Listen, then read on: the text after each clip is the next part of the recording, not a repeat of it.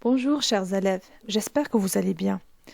Avant de commencer la séance d'aujourd'hui, j'aimerais bien de vous rappeler qu'il faut compléter et terminer le programme de cette année car les cours de l'année prochaine, Inch'Allah, sont que des extensions, d'accord, des cours de cette année.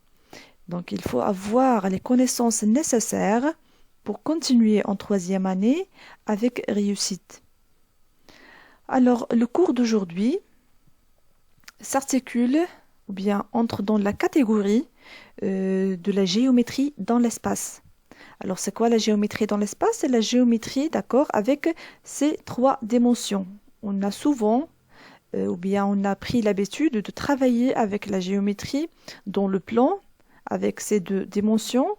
Et aujourd'hui, on va voir quelques notions, d'accord, ou bien quelques solides qui appartiennent à cette partie de géométrie. Alors aujourd'hui, on va voir le prisme, d'accord, le prisme droit, la pyramide et le cône de révolution. Alors on va s'intéresser à ces trois solides et on va les définir aussi comment on va calculer, on va savoir comment on va calculer les surfaces et bien sûr les volumes de ces solides. D'accord? Alors commençons par des exemples de quelques exemples de prismes droits. D'accord? Nous avons le premier, d'accord, c'est ça, c'est un prisme droit à base triangulaire, un prisme droit, et aussi on l'appelle parallélépipède, et aussi on trouve dans quelques exercices le pavé droit. Donc le deuxième solide, c'est un solide ou bien c'est un prisme droit à base rectangulaire, et le troisième, c'est un prisme droit à base d'un carré, sous forme d'un carré. Et finalement, nous avons ce prisme droit aussi. Et vous remarquez très bien, d'accord, que les faces latérales de chaque prisme est sous forme d'un rectangle, d'accord? Pour chaque solide, vous avez les faces qui sont de la forme d'un rectangle. Alors, c'est quoi le parallélépipède? C'est un prisme droit, bien sûr, qui a des faces latérales sous forme d'un rectangle et aussi les deux bases sous forme d'un rectangle. Aussi, nous avons donc cette figure. Alors, vous voyez très bien que la base de ce solide, donc si on considère la base, ce sont ces deux faces, d'accord? Parce que c'est un prisme droit, c'est-à-dire les faces latérales sont des rectangles et nous avons la base qui est de la forme d'un triangle. Alors, c'est quoi un tétraèdre? Un tétraèdre, c'est un solide qui a ou bien qui contient quatre faces. Donc, vous prenez l'exemple de celui-là. Donc, c'est une pyramide, d'accord? Et on l'appelle aussi, c'est un tétraèdre. Donc, en général, un tétraèdre, c'est un solide qui contient quatre faces. Voilà. Donc, vous voyez, les figures sont en 3D. En 3D, donc ce sont des figures animées afin de voir clairement, d'accord, les différentes solides ou bien les différents solides que nous avons. Prenons cette petite activité. Vous avez quatre figures. La première question, que représentent ces figures? Alors, on doit répondre aux questions suivantes, d'accord? Vous prenez votre temps et vous répondez aux questions et après, vous passez à la solution que je vais proposer tout à l'heure. Alors, pour la première question, pour la deuxième question, vous avez pourquoi on trouve quelques arêtes représentées en pointillés. D'accord, vous voyez ici, il y a des pointillés. Troisième question, combien de sommets contient chaque solide? Alors, la quatrième question, quelle est la forme de la base de chaque solide? Alors, vous voyez très bien que vous avez dans les quatre solides, vous avez des faces latérales, donc les faces latérales qui sont de la forme d'un rectangle. D'accord? Ce sont des formes rectangulaires. D'où la définition d'un prisme droit. Donc, ces figures représentent les différents types des prismes droits. Donc, pour chaque type, il y a un prisme droit, sauf que la première et la deuxième figure, ce sont des prismes droits particuliers, d'accord? Donc, le premier, c'est un parallélépipède parce que les bases aussi sont des rectangles. Et pour le deuxième, c'est un cube parce que les bases sont de la forme des carrés. Passons à la deuxième réponse. Donc, les arêtes en pointillés représentent les arêtes invisibles. Donc, ici, un S qui manque. Donc, ici, sont les arêtes invisibles. Donc, j'ai déjà cité que les solides se trouvent dans l'espace, d'accord? C'est comme vous avez un objet, d'accord, situé sur une table et vous le voyez d'un seul côté, d'accord? C'est-à-dire, le côté qui se trouve en arrière, il est invisible, on ne peut pas le voir. Donc, on le représente en mathématiques avec des pointillés et on sait ça très bien. Donc, vous avez déjà vu ça dans les années précédentes. Passons à la troisième question. Les nombres de sommets. Vous voyez, on sait très bien que ce sont les sommets. Donc, 1, 2, 3, 4. Donc, vous avez 4 dans la base supérieure. Et vous avez la base qui se trouve en bas. Vous avez ici 4 sommets. Alors, d'où le résultat, c'est 8 sommets. Même chose pour la deuxième. Donc, la deuxième figure, si on compte le nombre de sommets, on va trouver 8 sommets. Pour le troisième, si on compte, on va trouver 6 sommets.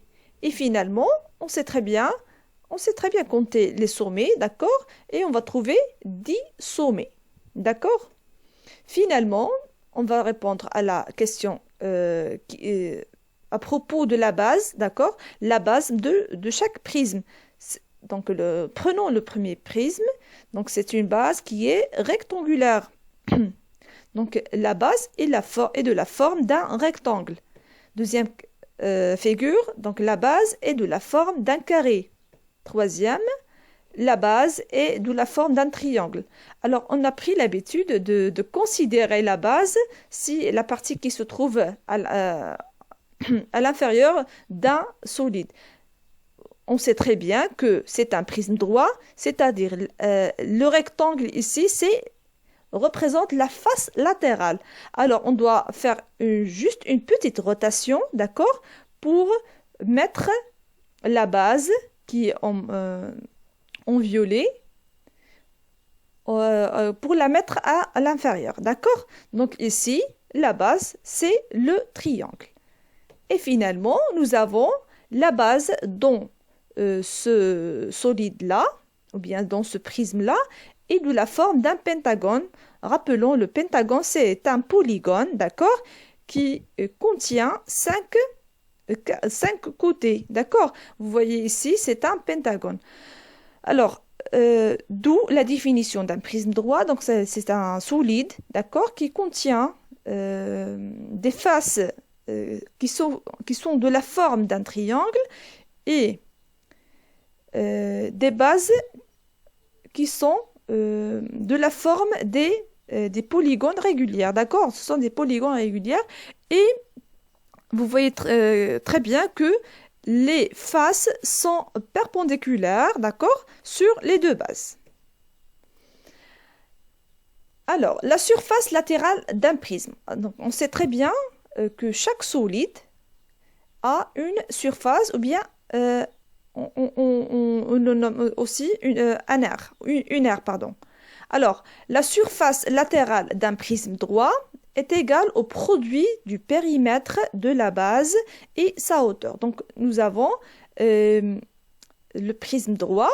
Pour calculer la surface latérale, on doit calculer le périmètre de la base et on va le multiplier par la hauteur de ce prisme. D'accord? Et on obtient la surface latérale. Si on veut la surface totale, d'accord, du solide, on calcule la surface latérale et on rajoute les surfaces des deux bases.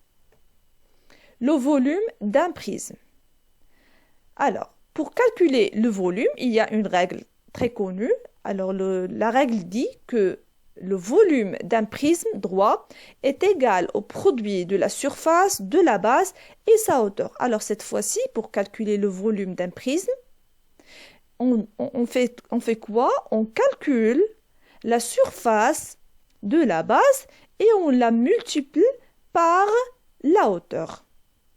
Comme suit. Donc, vous avez volume égale B, c'est la surface de la base, fois la hauteur. Alors, vous voyez ici, vous avez un pavé droit ou bien un parallélépipède, d'accord?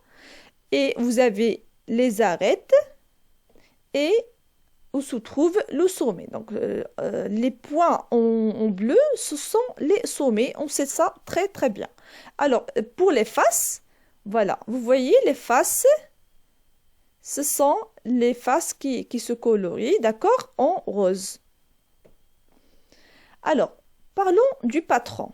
C'est quoi le patron? Le patron, c'est quand vous prenez, par exemple, un prisme, d'accord, et vous...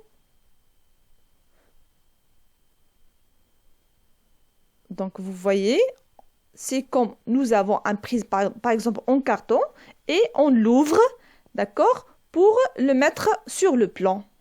Donc, on obtient quoi? On obtient ce qu'on appelle le patron. On l'appelle en arabe un nashr. D'accord? Voilà le patron d'un prisme droit. Vous avez déjà vu ça en primaire. Vous avez déjà manipulé, d'accord, dans des activités en mathématiques, les patrons de plusieurs solides. Pour la description du prisme droit, d'accord, vous avez ici un prisme droit. Donc, la base contient combien d'arrêts? 1, 2, 3, 4, 5, 6. Donc, c'est un hexagone. Alors, pour la description, vous avez AG, BH, CI, DJ, FK, FL sont les arêtes latérales qui sont égaux ou bien qui sont de même longueur. Vous avez ABHG, ABCIH, CDGI sont les faces latérales qui se trouvent en avant parce que vous avez ici plusieurs faces. Vous n'avez pas que 3, vous avez 1, 2, 3, 4, 5, 6. Vous avez 6 faces parce que vous avez la base qui est sous forme d'un hexagone, c'est-à-dire vous avez 6 arrêts sur la base. D'accord? Alors ici, vous avez les faces latérales qui se trouvent en avant ou bien c'est les faces visibles pour nous.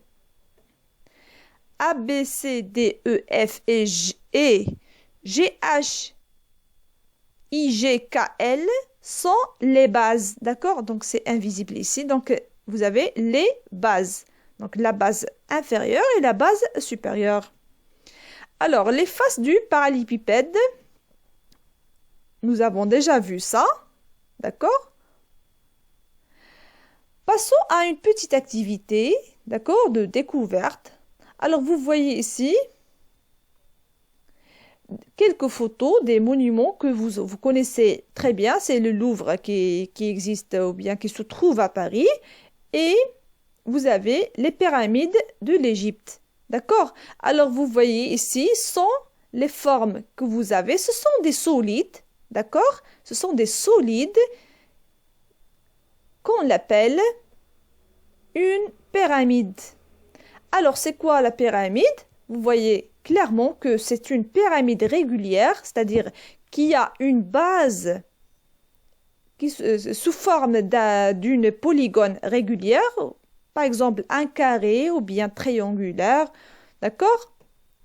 Alors, passons à la surface latérale. Comment je peux calculer la surface latérale d'une pyramide?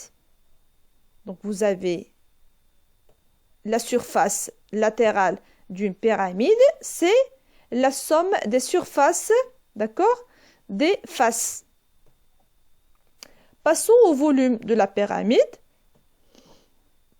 On le définit comme suit. Le volume d'une pyramide égale au tiers, c'est 1 sur 3, du produit de la surface, pardon, c'est la surface ici, donc de la surface de la base et sa hauteur.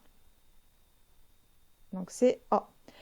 Alors, vous voyez la règle, donc c'est V, le volume, égale à 1 sur 3 fois S, c'est la surface de la base, fois H.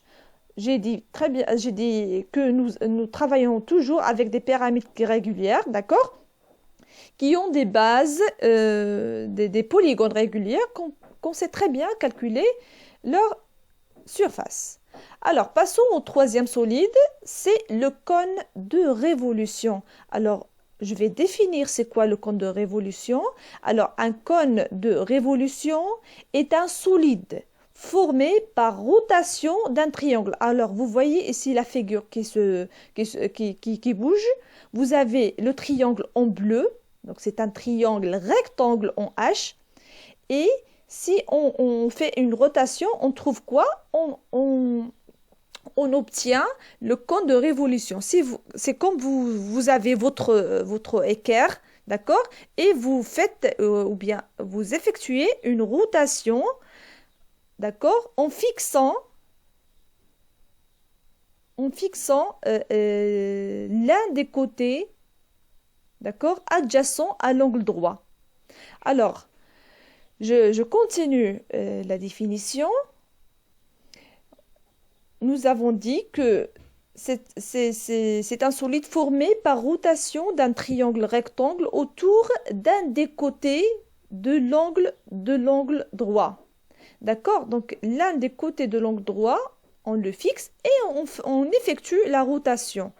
Alors, un cône de révolution est composé d'une face en forme de disque appelée la base. Alors, on obtient ici, vous avez en rose, un disque, d'accord? C'est la base du cône de révolution.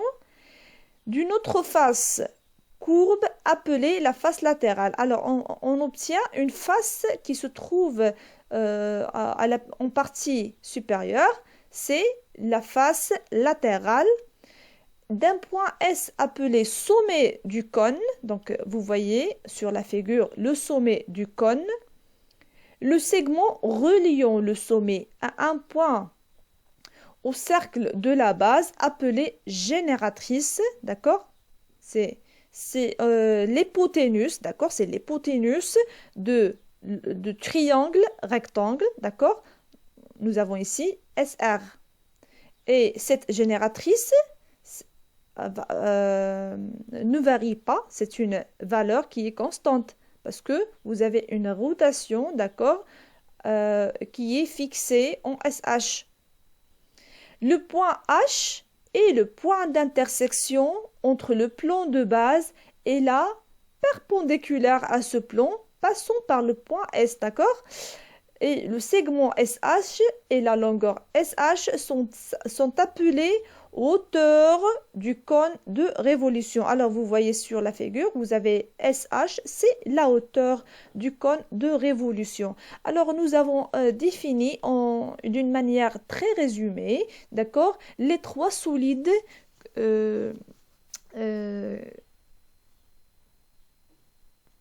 qu'on a cette année, d'accord, et donc ici, vous voyez, le cône de révolution, c'est une figure, ou bien c'est un solide qu'on trouve souvent dans notre vie quotidienne, d'accord? On va calculer le volume du cône de révolution, d'accord? C'est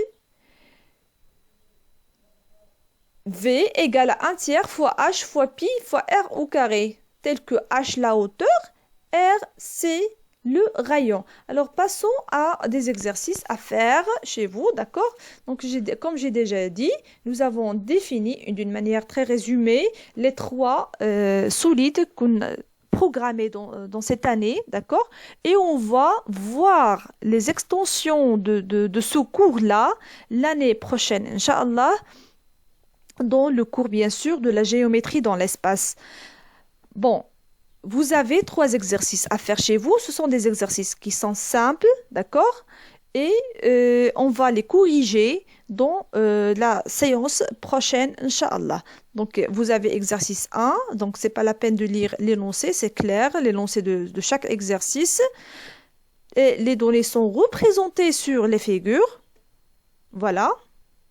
Donc, vous avez le troisième. Donc, les deux premiers exercices sont à propos des pyramides. Et le troisième, sur le cône de révolution. Alors, merci pour votre attention et à la prochaine séance, Inch'Allah.